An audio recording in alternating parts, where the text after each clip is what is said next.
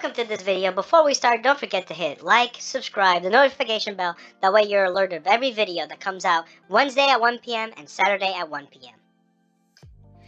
The Jehovah's Witness organization, everybody knows, for you to be in that organization, you need to really give it a lot of work.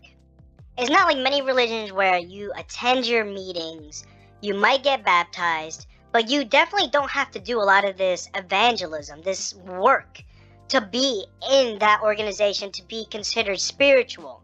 The Jehovah's Witnesses expect you, once you're baptized especially, that you don't stay stagnant. You have to do more. If you are preaching, maybe you could preach a little more. Maybe if you're a ministerial servant, they want you to reach for elder, to be an elder. If you're an elder, well, and you're economically okay, and then you're very good at giving talks per se, like let's say, then maybe you can study. Maybe you can be a circuit overseer or go to Bethel if you're young enough. Maybe you can go into the building committee. You could do so many things, right, as a witness? Well, this is why many witnesses have burnout. They get tired because you have no life. Now, a regular average witness who does maybe 10 hours a month might be okay, even with the meetings, the load. But some people who have it the worst are elders, especially those who actually are trying their best. Now, let's not forget that they're still cogs in the machine. They're still like the local enforcers for the Watchtower Society to push the doctrine onto them, these beliefs. These elders not only assist with the covering up of CSA, those allegations, but they also make people, they are part of judicial committees where people are disfellowshipped, disassociated. They aid with a lot of bad things too. Some of them have good intentions, but regardless, all of them end up being a part of that. It's kind of like police work.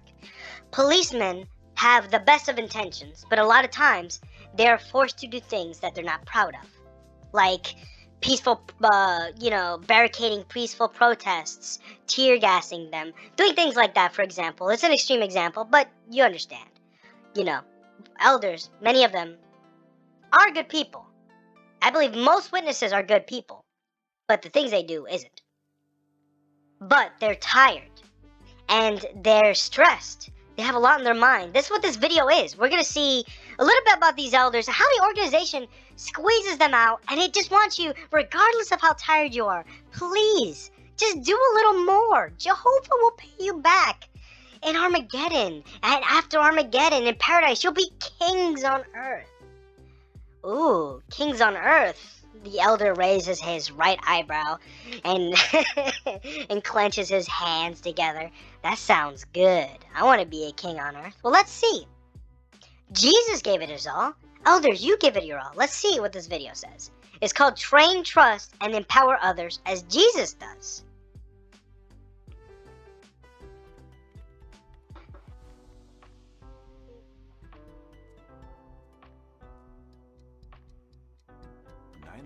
Already?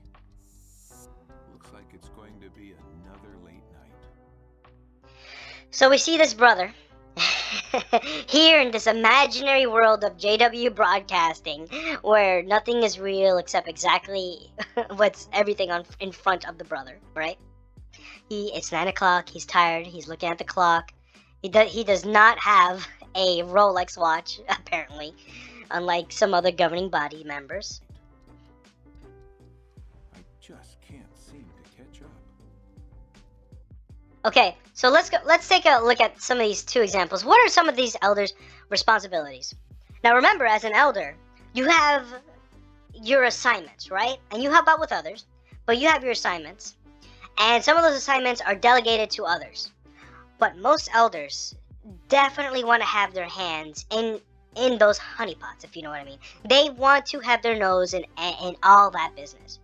If they are assigned to be the service overseer and the accounts overseer, whatever it's called, they might have some of those things delegated, but they still are keeping an eye on that.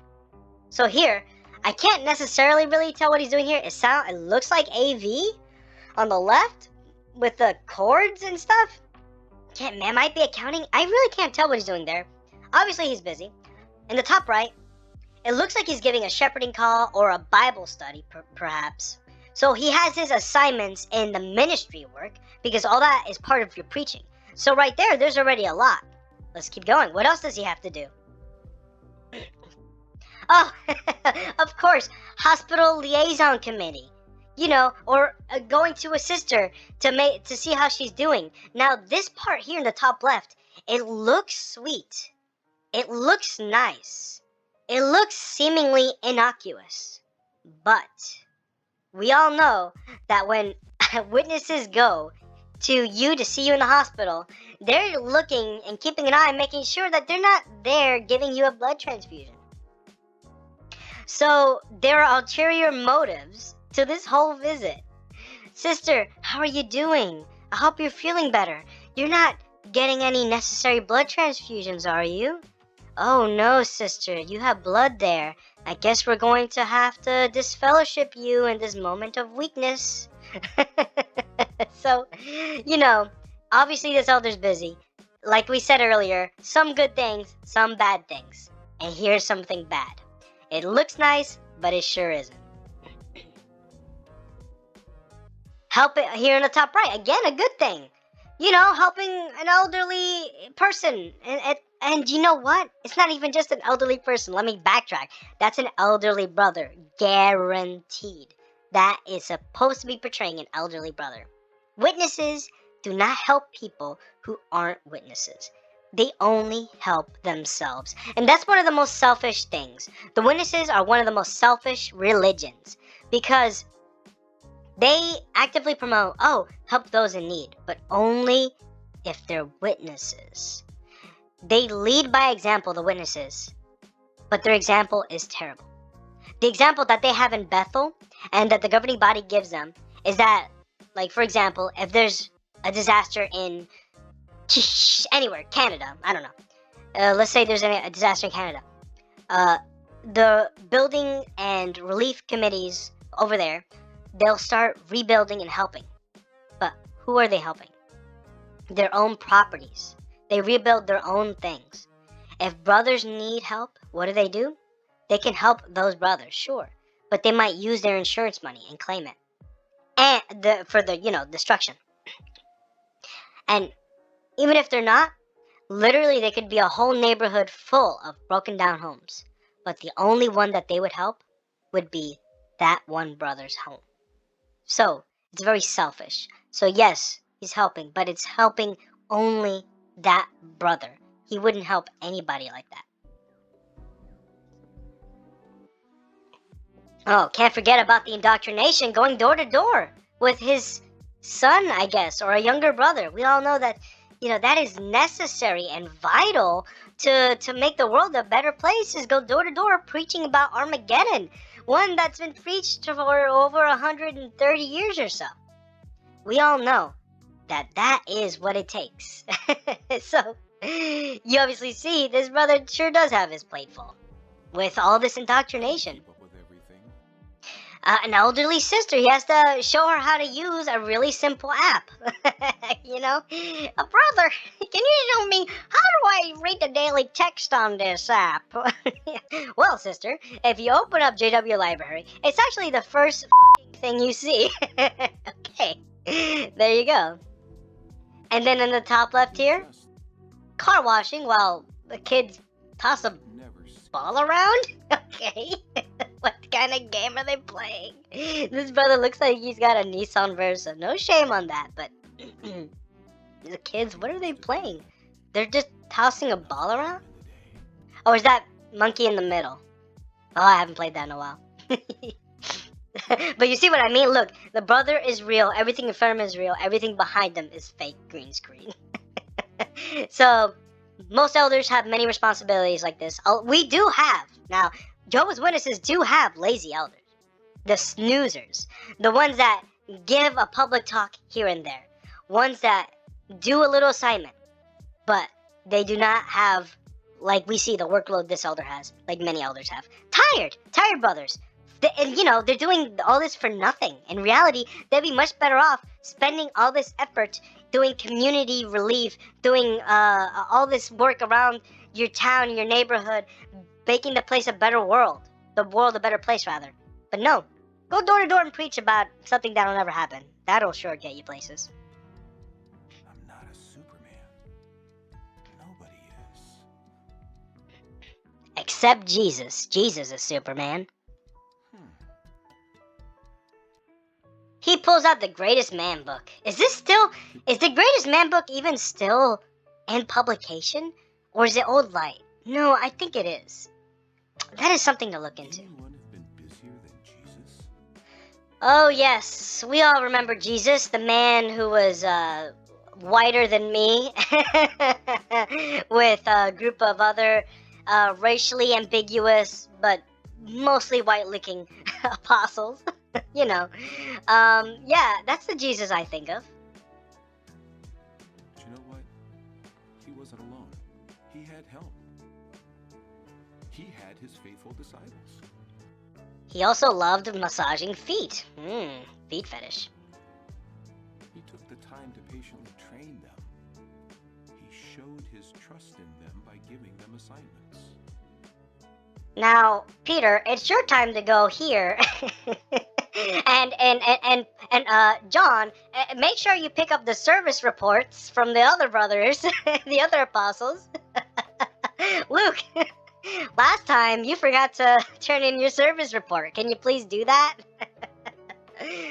Now, Mark, don't forget to move this sister in this area of Corinth. Don't forget to move her boxes, but only her. We all know that when Jesus fed the many just bread and fish or whatever it was, that he fed only those who were baptized. He didn't feed those who weren't baptized. I'm pretty sure that's in there. It's in the book of Jesus, chapter 1, verse 1. But it's in the Jehovah's Witness translation. So remember to look into that specific translation, because it's the most accurate one. And he empowered them by giving them the tools that they needed. Now remember, much like how this brother only goes to see those in the hospital who are witnesses, not those who aren't, or those who show interest, Jesus only helped and resurrected and healed those who were also followers of his. We all know that, right? How about that? Yeah, I should change my attitude, obviously. Like, look at this brother. He's like, I could do more. I'm tired as heck, but guess what? I could always do more. I could just drain my life out into the organization and get nothing back, and then later, when I'm older, have nothing to show for it. That sounds like a good idea. I don't have Here you go. And here's what we're talking about. The delegation. But again, he's not delegating if he's still there. He's still there. He's just not doing all that work by himself. But he's still there. He's still there. Are you not seeing the problem, Watchtower? I'm gonna kill myself because I'm sick in my throat. But look at this. He's delegating, sure, but he's still freaking there. Like, brother, just step aside and let them do their thing. He's still there.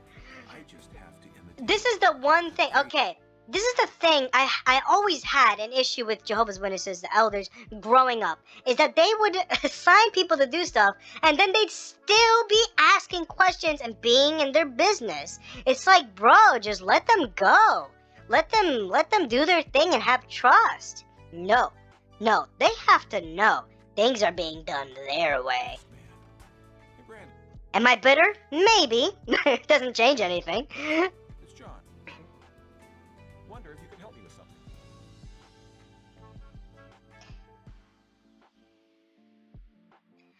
Excellent. So, what did we learn today, folks? We learned that Jesus, Superman, was able to do a ton of stuff because he was the Son of God. Now, elders, they're not the Son of God, but you still gotta do a ton of stuff. That's what the lesson is. And if you don't, guess what?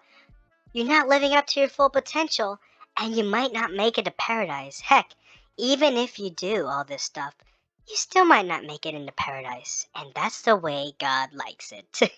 So, I know this video was full of sarcasm. I'm sorry. Just not in the mood to watch this kind of crap. Honestly, this video sucked. 0 out of 10. Thumbs down. Anyways, thank you guys for watching. If you like this, don't forget to hit subscribe, like the video, notification bell so you're alerted of every video that comes out every Wednesday at 1 p.m. and then stuffed crust videos every Saturday at 1 p.m. Take care and have a good one.